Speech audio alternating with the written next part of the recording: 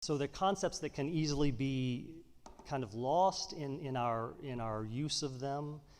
But when you place them in the context of the Christian church, where we worship a creative God who of creation, who creates out of nothing, and a liberating God of Israel who cares for the enslaved, and the saving God of Jesus Christ who desires to save all, these words become big and deep and true.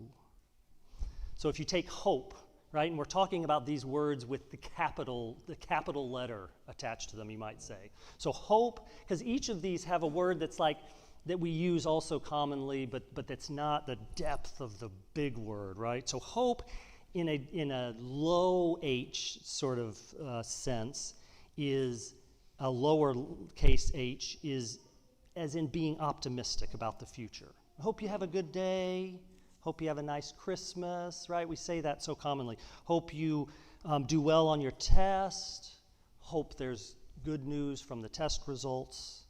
But hope with a capital H, hope in the Judeo-Christian context, specifically arose and arises out of particularly no-win, dead-end, no-exit situations. As dramatic as enslavement in Egypt and crucifixion on Golgotha. And still, there's this proclamation that comes from the Christian faith that the mystic Julian of Norwich said so succinctly and is so often quoted. Despite all of that, all will be well, and all manner of thing will be well. That is the hope, this kind of hope that is a radical leaning into faith in a God who is in fact holding it all in her hands, right? It's a hope that settles the anxious heart, the grieving heart, the jagged spirit, even in the midst of the most difficult circumstances. It's a kind of experience that says, oh, whatever diagnosis I get, however long I have this sense that it's going to be okay. It's being unable to imagine anything good coming out of the Israel-Gaza situation, and yet hoping beyond hope is the way the Apostle Paul puts it, that even there, God will find a way. And hope with teeth, where the rubber really meets the road, is the hope that surfaces in such a situation in the hearts of some of the Jews and some of the Palestinians, even there. Then there's peace, right? There's peace with a capital P and peace with a lowercase p. The lowercase is more like contentment and absence of violence and war, but the peace that we light a candle for on the second week of Advent is peace with a capital P, which is more like the Hebrew word shalom. And that's a much broader word that brings a lot into its definition. And it means a restoration to well-being or to wholeness in the face of all that is lost and broken. A peace found in right relationship with all. A peace intended for the world by the God of peace, by the God of love.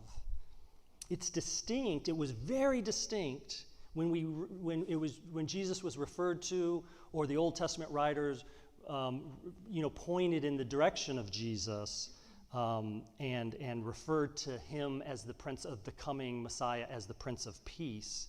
That's a very different peace than the Pax Romana,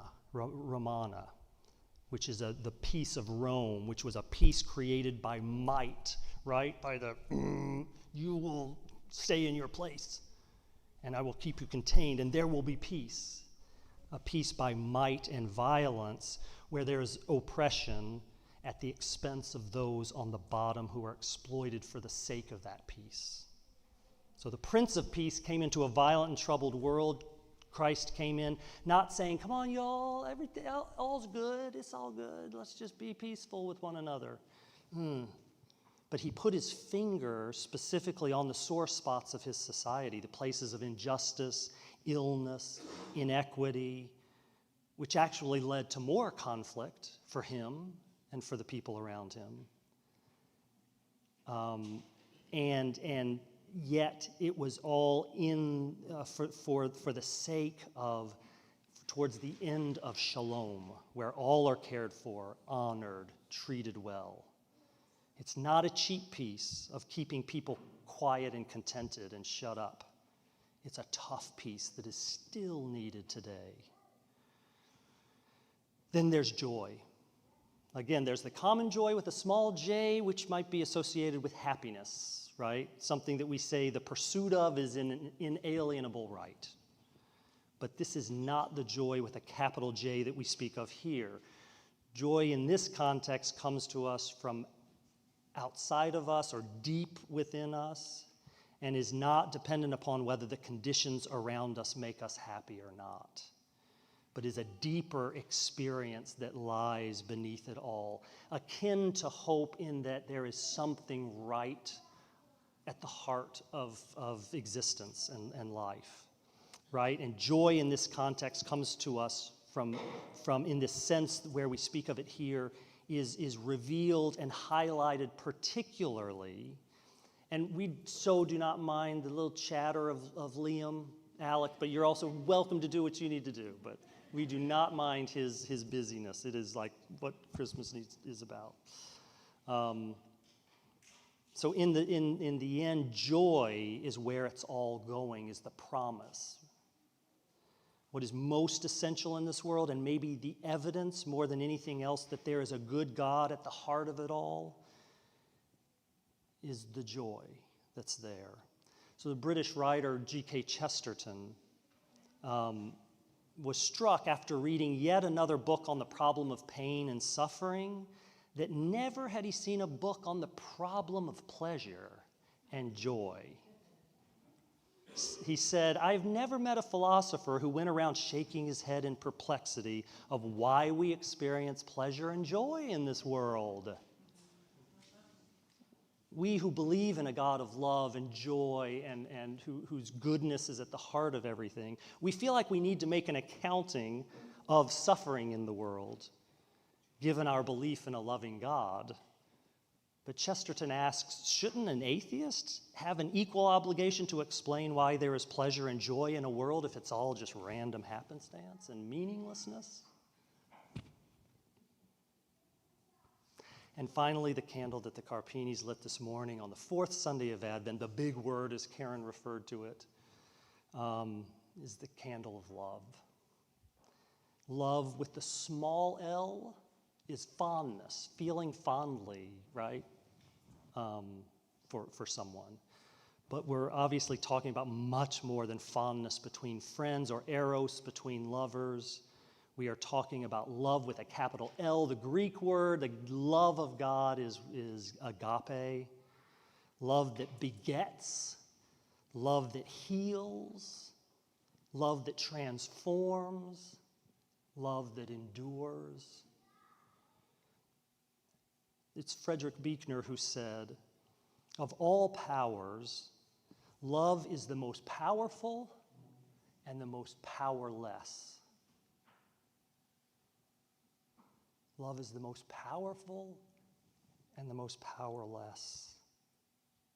It is the most powerful, he goes on, because it alone can conquer that final and most impregnable stronghold that is the human heart. It is the most powerless because it can do nothing but by consent. Love is ultimately what Jesus came for. And it involved a giving of himself away to both friends and enemies, and allowing the chips to fall where they may, and they're still falling. And when we welcome Christ's coming, ultimately we are welcoming the power and the risk of love into our lives anew. So I hope that if you are experiencing desolation, a time of desolation in your life, that Christ's hope will surprise you and rise at the dawn, as the dawn arises from the night. I hope that wherever you are experiencing broken relationship and conflict, either within you, yourself, or between you and others, that Christ's peace will descend upon you to put you at ease.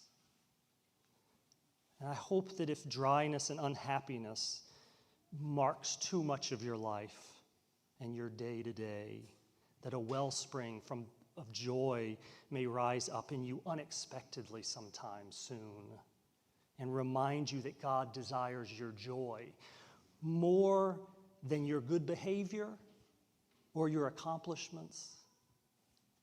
God desires your joy. Do you need to hear that again? I do. More than your good behavior or your accomplishments, God desires your joy. And I hope that you will experience God's love anew this Christmas. And as this year closes and another opens to you, find ever new opportunities to share that love with others. Amen.